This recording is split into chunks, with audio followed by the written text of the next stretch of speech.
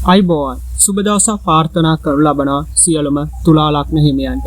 ඔබ සැම සාදරයෙන් පිළිගනු ලබනවා මාගේ YouTube නාලිකාවට.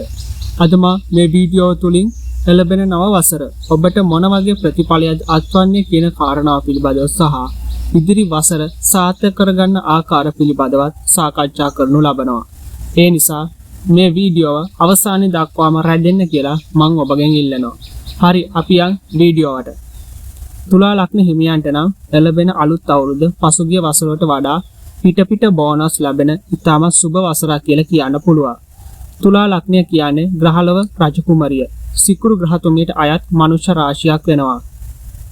මේ නිසාම තුලා ලග්න හිමියන් සතුව මිනිසුන් සමග එකමුතුකමින් වැඩ කිරීමේ හැකියාව වගේම ආත්මාර්ථකාමී ස්වභාවය අඩු විනෝදයට ප්‍රිය කරන කලාවට වගේම අලංකාරයට ප්‍රිය කරන පිරිසක් වෙනවා.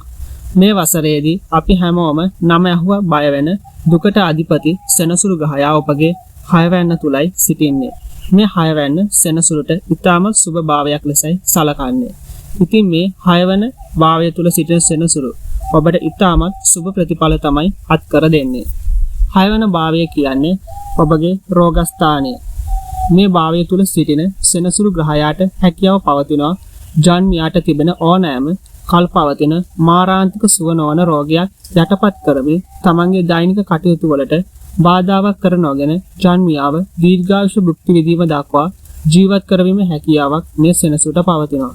සෙනසුර විතරක් නෙමෙයි ඕනෑම පාපී ග්‍රහයෙක් මේ 6 වැන්න තුල සිටීම ඉතාමත් සුබයි. ඒ වගේම මේ 6 වැන්න තුල සිටින සෙනසුරු ග්‍රහයාට ඔබට පිටතින් එල්ලවිය හැකි ඕනෑම සතුරු කරදර විපතක් මැඩගෙන ජන්මිය ආරක්ෂා කිරීමේ හැකියාවකුත් මේ ශනිට පවතිනවා. කෙසේ වෙතත් ඔබට මේ කාලයේදී වාතය කිපීමෙන් ඇතිවන රෝග තත්ත්ව වගේම මෞර්ත ලිංගික පද්ධති ආශ්‍රිත යම් ආසාදන තත්ත්ව ඇතිවන්න පුළුවන්. ඒ වගේම ඔබ නීතිමය ගැටලුවකට මුහුණ පා තිබේන නඩුහබ වලින් පරාජය වීමේ හැකියාවකුත් මේ ශනි ග්‍රහයා නිසා ඇතිවන්න පුළුවන්. ඔබගේ කේතු ග්‍රහයා සිටින්නේ 11 වැන්න තුලයි. මේ කේතු 11 වැන්නට වගේම ශනි ග්‍රහයා වගේම පාපී ග්‍රහයෙක් වුණත් කේතු ග්‍රහයා ඉන්නේ කේතුට ඉතාම සුබ භාවයක් වන 11 වැන්න තුලයි. මේ කේතුගේ පිහිටීම නිසා ඉදිරි වසරක කාලය තුල ඔබට හදිසි ධනලාභ ඇති වෙනවා වගේම අන් අයට නොපෙනෙන රහස් ක්‍රම මගින්ද මේ ඉදිරි කාලය තුල ඔබට ධනය ලැබීම සිදු වෙනවා. ඒ වගේම තමන්ගේ දැන උගත්කමින් හා ඥාණයෙන් සිදු කරන ඕනෑම මූල්‍ය කටයුත්තකින් අපේක්ෂිත ආදායමකුත් උපයාගත හැකි කාලයක් තමයි මේ තියෙන්නේ. ඒ වගේම දුක් කරදර තරමක් අඩු සපවත් ජීවිතයක් ගත කළ හැකි සුබ වසරක් තමයි ඔබට ඉදිරියට උදාවන්නේ. මේ කේතු ග්‍රහය 11 වැන්න තුල සිටින නිසා ඔබව කිසිවෙකුට රැවටීමකට හෝ වංචාවකට හසු කර ගැනීමට නොහැකි කාලයක්ද වෙනවා. ඒ වගේම රාහු ග්‍රහය ඔබගේ 5 වැන්න තුලයි රැඳී සිටින්නේ. 5 වැන්න රාහු ග්‍රහයට මිශ්‍රඵල ලබා දෙන භාවයක් විදිහටයි සඳහන් කරන්න පුළුවන් වෙන්නේ. 5 වැන්නෙන් අපි කතා කරන්නේ ආදර සම්බන්ධතා ගැන. මේ රාහු ග්‍රහය 5 වැන්නේ සිටින විට ආගන්තුක ඒ කියන්නේ තමන් හරිහැටි දැන උගත්කම දැන හැඳුනුම්කමක් නැති විරුද්ධ ලිංගිකයන් සමග ආදර සම්බන්ධතා ආරම්භ කිරීමට හෝ ඔවුන්ට ආකර්ෂණය වීමට මේ ඉදිරි වසර කාලයේදී වැඩි නැඹුරුවක් පවතිනවා. අපි ඉංග්‍රීසි වලින් කියන්නේ love at first sight කියලා. අන්න ඒ වගේ අපි පළමු දැකීම ආකර්ෂණය වීම වැනි හැඟීම් මේ කාලයේදී ඇතිවන්න පුළුවන්. නව යෞවන විය සහ තරුණ විය පසුවන තුලා ලග්න හිමියන් ඒ ගැන සැලකිලිමත් වන්න. අපි ජ්‍යොතිෂය තුල ආධාර සබඳතා පිළිබඳ 5 වැන්නෙන් කතා කළාට විවාහය පිළිබඳ කතා කරන්නේ 7 වැන්නේ. ඔය 5 වැන්න තුල සුබ ග්‍රහයෝ හිටියොත් හරි 5 වැන්න ආධිපති ග්‍රහය බලවත් හිටියොත් එවැනි අයට ආදර සම්බන්ධතා ඉතා පිළිසිදුව ගෞරවයෙන් යුතුව සිදු කර ගැනීමට අවශ්‍ය පෙම්වතුන් හෝ පෙම්වතියන් හමු වෙනවා.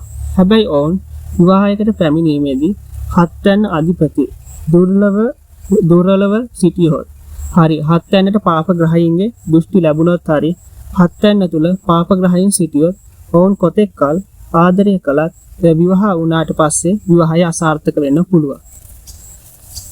තවත් සමහර අය ඉන්නවා ආදර සබඳතා හරියන්නේ හමුවන අය ඔබ රවට්ටලා ඔබෙන් ලාභ ප්‍රයෝජන අරගෙන ඔබව මගින් දාලා යන අය.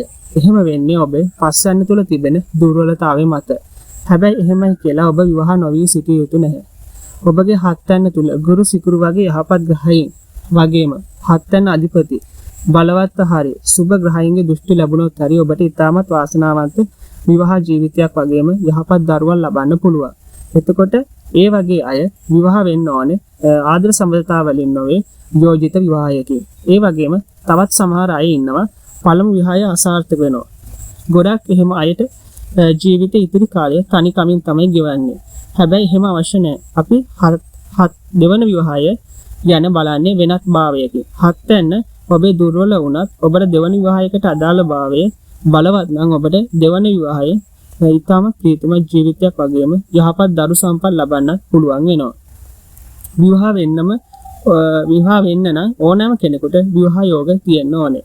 විවාහ යෝග නැති කෙනෙක් විවාහ වෙන්න බෑ. විවාහ වුණත් ලොකු කාලයක් එකට ඉන්න බෑ. ඒක තමයි අපි මුලින්ම බලන්න ඕනේ. අපි දෙවනුව බලන්න ඕනේ විවාහ දෝෂ තියද කියලා. විශේෂයෙන්ම ඔය කුජ බෞම දෝෂ වගේ ප්‍රබල විවාහ දෝෂ තියද කියලා. මේ දෙකම හරිනම් තමයි අපි පොරොන්දම් ගලපන්න ඕනේ. එහෙම නැතුව පොරොන්දම් 20ම ගලපුණත් මේ දෙන්නට ලොකු කාලයක් එකට ජීවත් වෙන්න ලැබෙන්නේ නැහැ. ඒ වගේම ඔබගේ ජීවිතයේ සුවිශේෂී පරිවර්තනයක් කරන්න පුළුවන් ප්‍රබල ගහමාරුවක් මේ වසරේ ජූනි 2 වෙනි දින සිදු වෙනවා. මේ මෙතෙක් ඔබගේ 9 වැන්න තුල සිටි ගුරු ග්‍රහය 2014 වර්ෂයෙන් පසු තමන්ගේම උච්ච රාශිය වන කටක රාශියට ගෝචර වීම සිදු වෙනවා. ඒ කියන්නේ ඔබගේ දසවැන්න කර්මස්ථානයට ගෝචර වීම සිදුවන්නේ. මේ දසවැන්න කියන්නේ 4 කේන්ද්‍ර ස්ථානයන්ගෙන් එකක්. මෙහෙම උච්ච ගුරු ග්‍රහය දසවැන්නට ගෝචර වීම සමග ඔබට පංචමහා පුරුෂ යෝගයක් වන ගුරු හංස යෝගය උදා වෙනවා. මේ ගුරු හංස යෝගය කියන්නේ එක්තරා ආකාරයකට රාජ යෝගයක් වගේම ධන යෝගයක්ද වෙනවා. ගුරු එහෙමත් නැත්නම් බ්‍රහස්පති කියන්නේ නවග්‍රහයන්ගේ ජන්මයට සුබ ප්‍රතිඵල පමණක් ලබා දෙන එකම සුබ ග්‍රහයා වෙනවා. ගුරු කියන්නේ සියලුම ප්‍රසාරණයන්ට අධිපති ග්‍රහයා නිසා ජන්මයට උපන් තැනින් ඉහළ මට්ටමකට රැගෙන යාමට හැකියාව පවතිනවා. ඒ වගේම ගුරු කියන්නේ ධනකාරක ග්‍රහයාද වෙනවා. එනම් මේ ජූනි මාසයෙන් පස්සේ ඔබගේ තැන්පත් ධනයද ඉහළ යාමක් සිදු වෙනවා. ඔබගේ කර්මස්ථානයේ මේ ගෝචරය සිදු වෙන නිසා අනිවාර්යයෙන්ම ඔබගේ රැකියා ව්‍යාපාර කටයුතු වල සැලකිය යුතු වර්ධනයක් ජූනි වලින් පසුව අපේක්ෂා කරන්න පුළුවන්. ඔබ වෙළඳ ව්‍යාපාර, හවුල් ව්‍යාපාර හෝ ස්වයං ව්‍යාපාරවල නියුතු තුලා ලග්න හිමියෙන්න ඉදිරි කාලයේදී අපේක්ෂිත ලාභයක් හෝ දියුණුවක් ළඟා කර ගැනීමට හැකි කාලයක් වෙනවා. මේ වගේම ඔබට රැකියාව උසස් වීමක් හෝ ඊට වඩා හොඳ රැකියාවක් ඉදිරි කාලයේදී ලබා ගැනීමට හැකියාව පවතිනවා.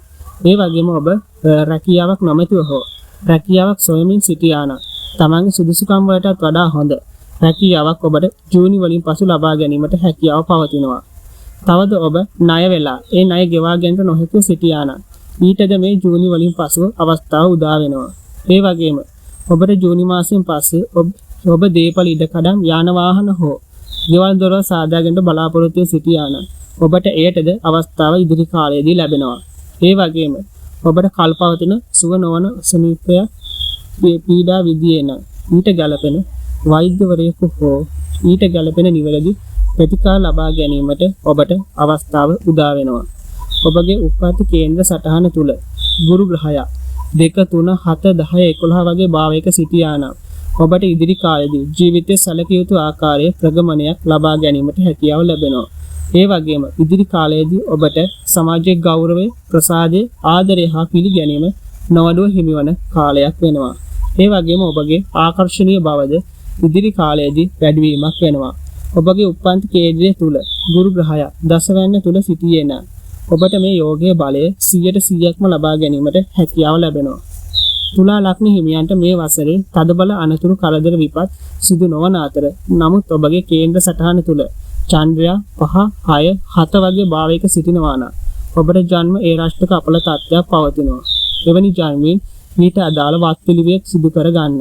සමස්තය ලෙස ගත් කල තුලා ලග්නයට ඉදිරි වසරක කාලයේ සුබ ප්‍රතිඵල තමයි අත්වන්නේ.